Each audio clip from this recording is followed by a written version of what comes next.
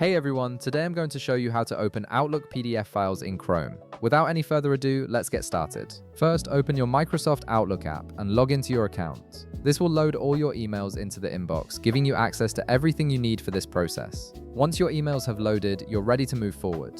Now, here's where we'll begin the actual process of opening Outlook PDFs in Chrome. Navigate to your inbox pane where all your emails and email folders are located.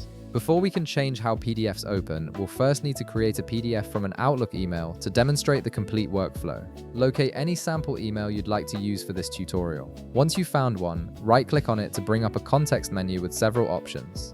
From this context menu, select Quick Print. This action will trigger a File Explorer window to appear on your screen, allowing you to save the email as a PDF file. In this window, you'll need to choose a file directory where you want to save this email. Take a moment to select an appropriate folder that's easy to locate later.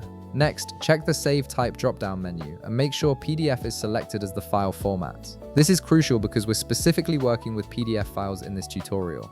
After confirming the file type, enter a descriptive file name for your email so you can easily identify it later. Once you've done that, click on the Save button to finalize the process. Give it a moment to save the file to your chosen location. Once your sample email has been saved as a PDF, head over to the folder where you saved it. Locate the PDF file you just created and right-click on it to open another context menu. From this context menu, click on Properties to open the File Properties window.